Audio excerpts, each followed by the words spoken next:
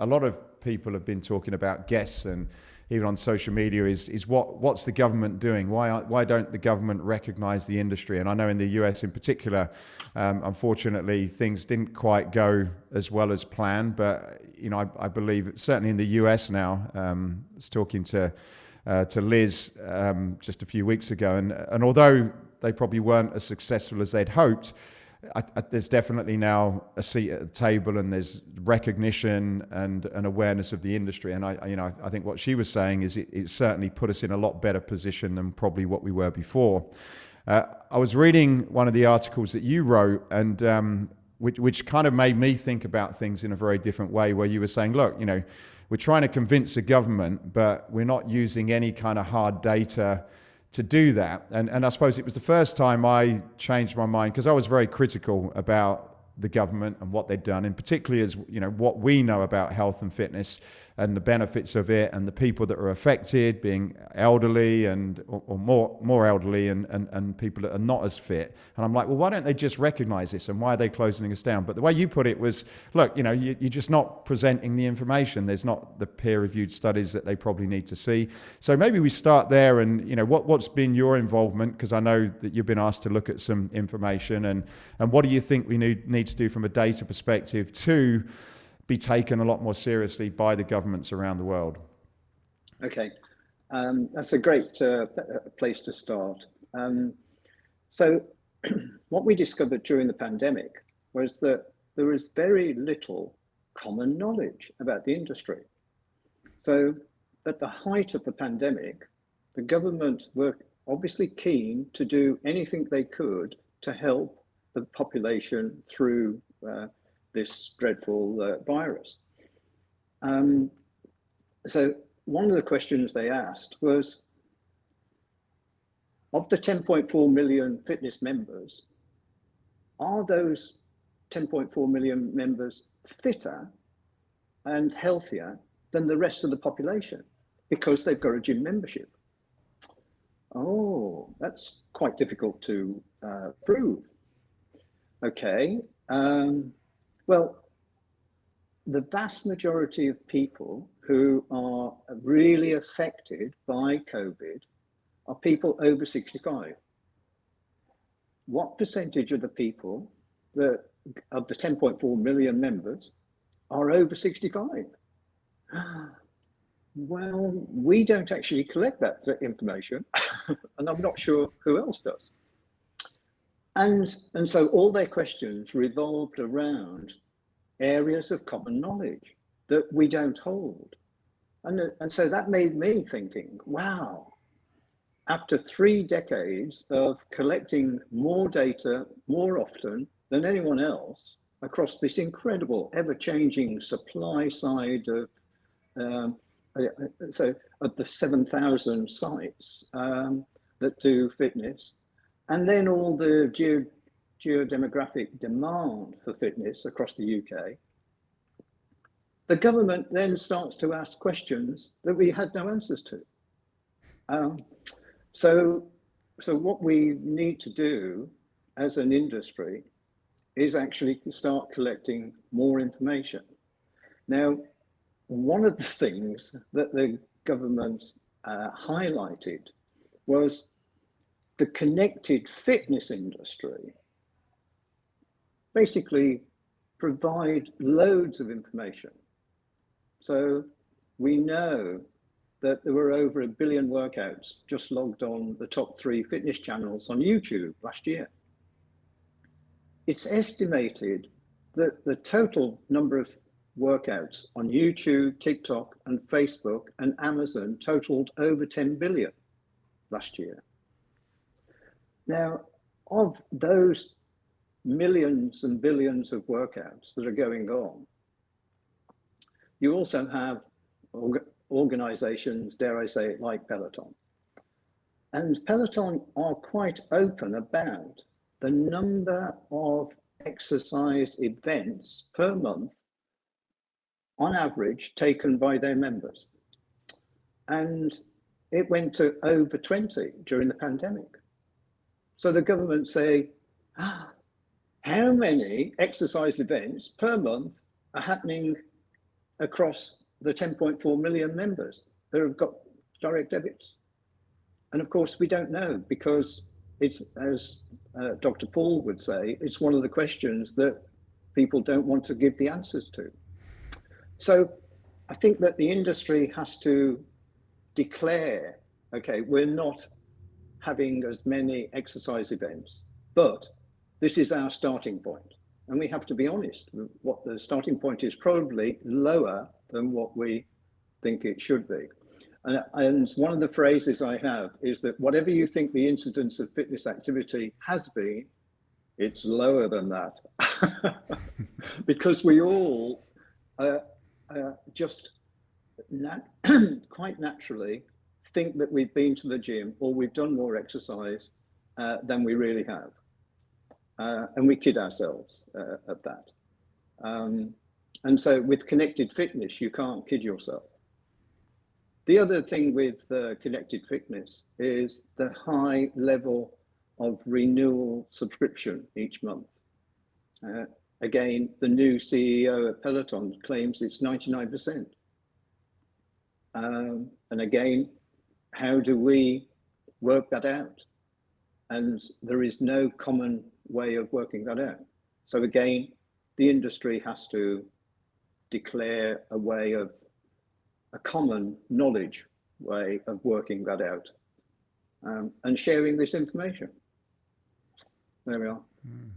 Well, that is quite interesting in itself. And I suppose there's two questions that come to mind from what you've said. I guess one is, would you say then that the data, and I guess there's a question mark around data, but from what it seems on the surface, and I know you're collecting data, a billion data points, I understand from your latest report that you're doing. So you're, as I said at the beginning, daddy of data, you must know this. But from what you see then, one is it a case of that these guys are just a lot more dialed in when it comes to being able to present data about what people are doing at a much higher level?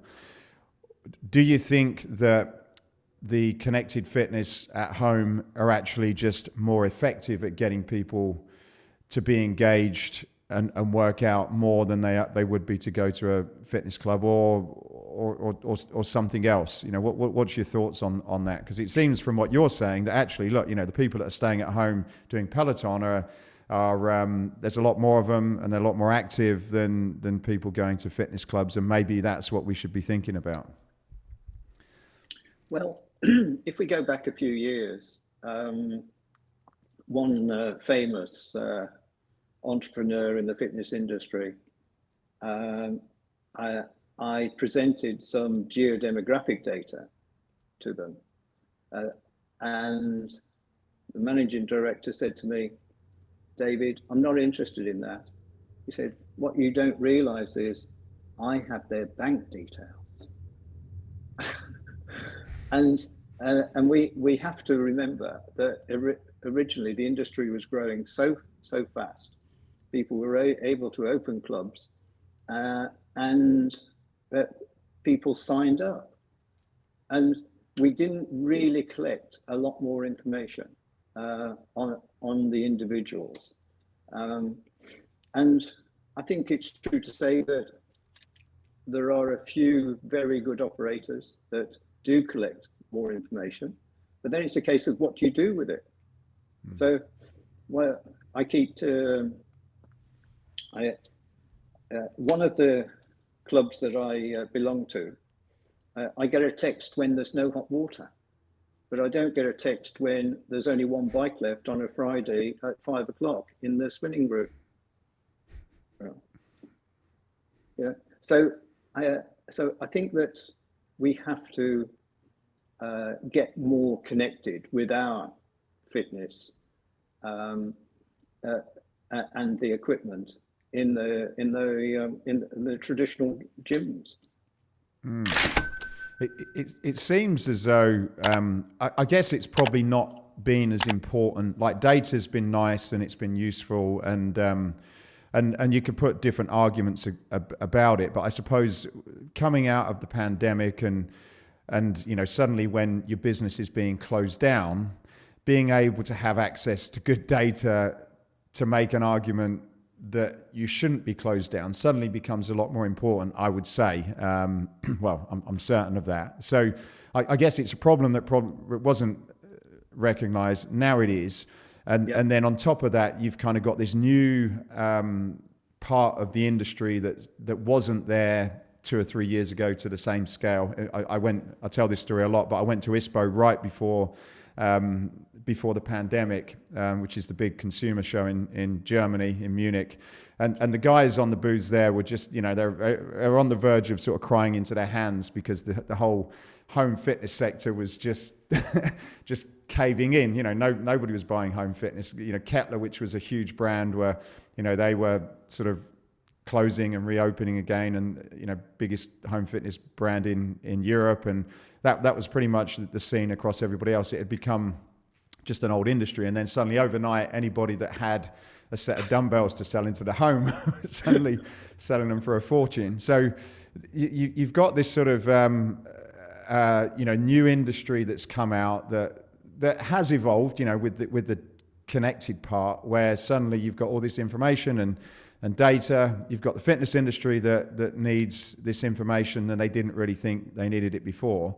And I suppose when we talk about this hybridization of fitness, it would, maybe it's different to what we're all thinking about, but maybe it is that seamless experience, which I think in some cases when I talk to people we're missing, because what I feel the response is, we need an app, we need we need to do exercise on an iPhone, as opposed to what people like Peloton are really doing is they're data companies, and they know everything about what you're doing, when you're doing it, who you're interacting with, who you like, when you cheer, and all that kind of stuff. And maybe it is this sort of embracing of, well, how can you really connect your experience seamlessly so that as an operator, we can then use that to make an argument to the government, for example. What do you think?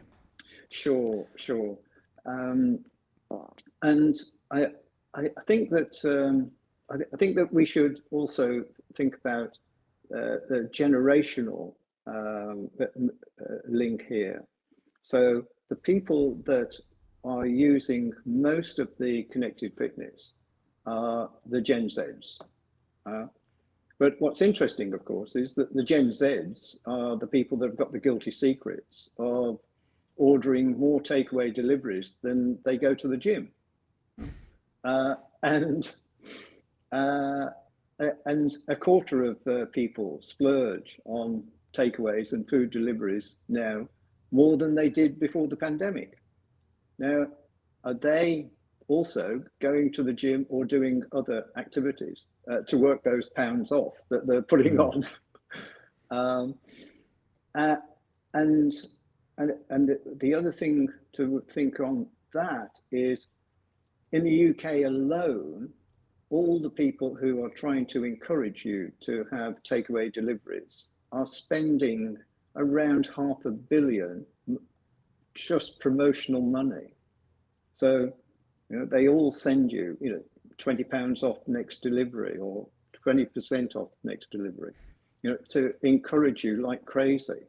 And as I say, how often do I get communicated by any of the clubs that I go to? It's very rare. So, so let's also think about the government were very concerned about the people who were dying of COVID. And I'm of the boomer generation. So there are over 14 million baby boomers in the UK. Now, we make up the largest generational group. And boomers were born between 46 and 64. And so that means that we're aged between 57 and 75. Now, as it happens, I'm a boomer. So boomers don't want to get old. They want to stay fit and healthy. And how does our industry help them? And how many boomers are actually exercising across our industry? And I wrote an article when my mother died about active aging. And